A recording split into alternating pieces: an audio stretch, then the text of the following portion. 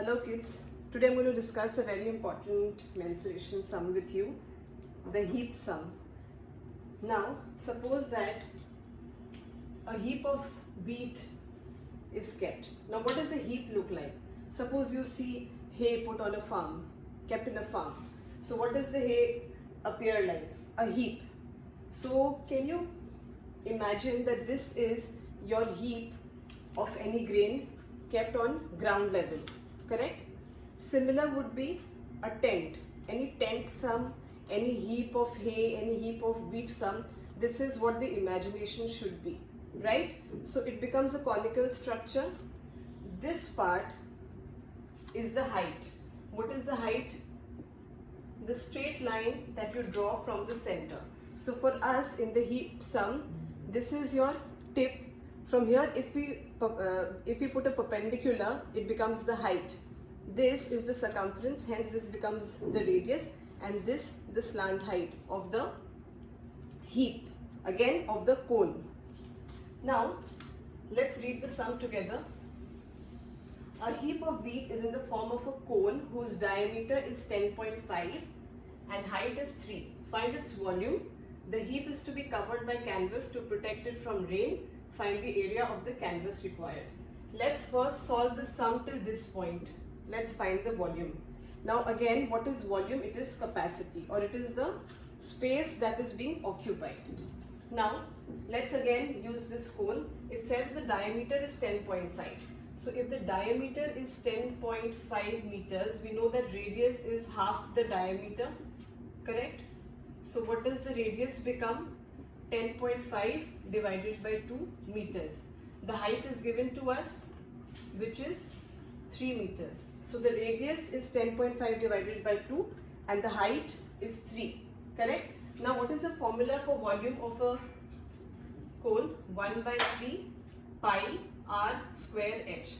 The value of pi is 22 by 7 or 3.14. I'm taking 22 by 7. Why? Because it is easy for us to cancel out the terms.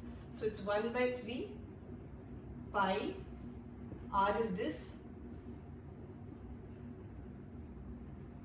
into h, which will be in meter cube, correct?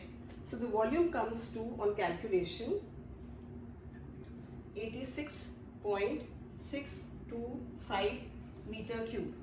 Okay kids, you can take a screenshot to save this and understand the calculation. Now the next most important part of the sum is what is the area of canvas that you will need to cover this heap. Now what is area of canvas? Area of canvas is the cloth with which you are going to cover this. Canvas is like a cloth which you use to cover this. So we assume that there is no wastage. So whatever area the heap is occupying, that much area the cloth should cover. So the area of the canvas will be equal to the curved surface area of the cone. Why do I take curved surface area and not total surface area? Because again, imagine this is ground level, your heap is over here.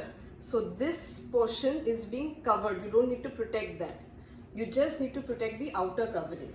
So now we find the area of the canvas. For that we need to first find the slant height. The slant height we denote by the letter L. We know that L square is equal to R square plus H square. So L square will be 10.5 upon 2 whole square plus 3 square. On solving, you get the value of L as 6.05 meters. This has given us the calculation for the slant height. Now we know that the curved surface area of a cone is pi r L. The value of pi can be written as 22 by 7 again. The radius is 10.5 upon 2 and the slant height we just found out is 6.05. The answer will be in meters square. Why? Because any answer for area will be in meters square, or whatever the unit is, the square of that, which comes to approximately 99.825 meters square. So again, what did we discuss. The CSA of the cone is the area of the canvas required. Had this been a tent, the CSA of the tent is the area of the canvas required. So this is how you solve all the canvas sums. Now suppose this sum said that we need 10% margin. We need 10% margin for the corners. So what we'll do is we'll multiply this with 10 by 100 to find 10% for the margin, right? So this comes to 9.9825 meters square, correct? Now we just add these two up to find the total cloth in case it says we need extra 10% to cover up the